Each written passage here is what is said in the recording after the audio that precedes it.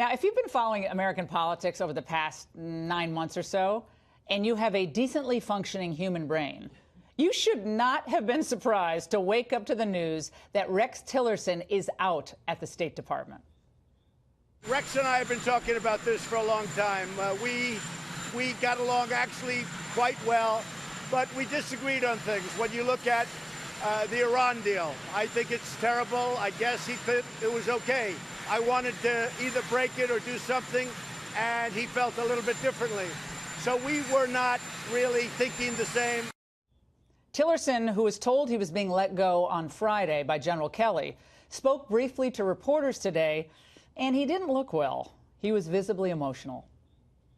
I want to speak now to my State Department colleagues and to our interagency colleagues and partners at DOD and the Joint Chiefs of Staff, most particularly.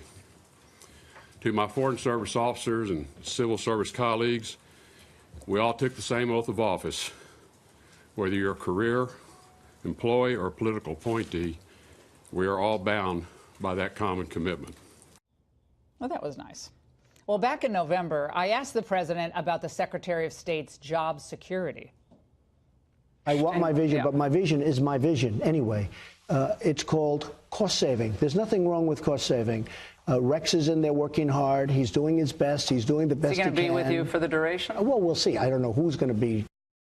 Well, not exactly a ringing endorsement of the duration. Well, of course, the lemmings in the press spent the entire day painting the Tillerson firing as evidence of more White House dysfunction. This almost feels like a vacation from the reality TV-style turmoil that is churning back in Washington. The president may be wondering why he didn't come to California sooner.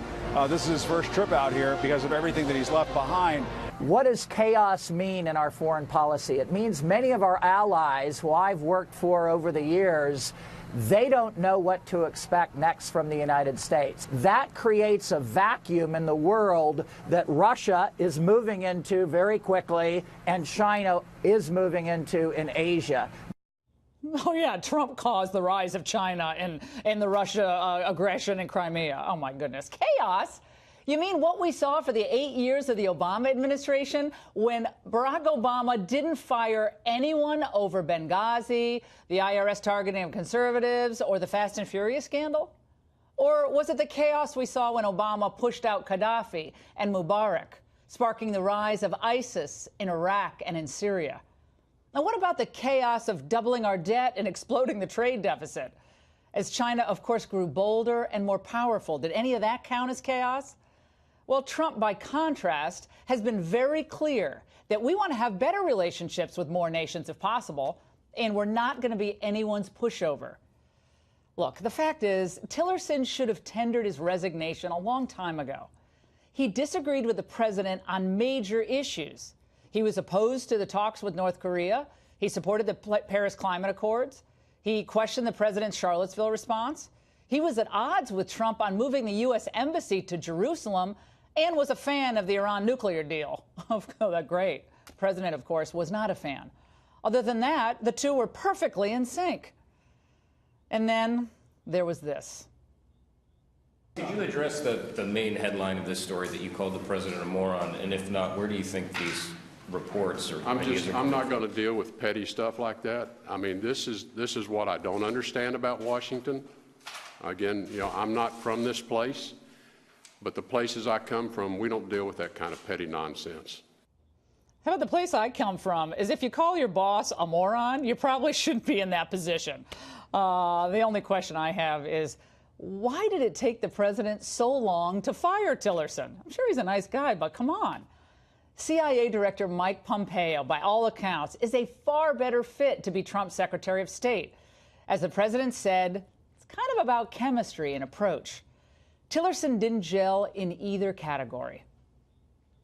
I've gotten to know a lot of people very well over the last year, and I'm really at a point where we're getting very close to having the cabinet and other things that I want.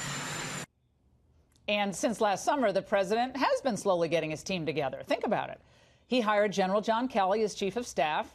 He moved Sarah Sanders in as press secretary. He moved Tom Price out and Alex Azar in as secretary of HHS. And I'm sure there's going to be a lot more changes to come. That's not chaos. That's called smart staffing. He's been in the White House just over, 13 months or so. And now Trump knows what he needs in his closest staff, and the cabinet too. And he might not do everything the button-down, traditional way, well, that's for sure. But he's hitting his stride, and he's getting a really strong team in place. Think about it this way. When a player isn't performing on the field or on the court, a good coach benches him. And when that same player is a consistent drag on the team, well, a good coach is going to trade him or just let him go entirely. And that's precisely what Trump did.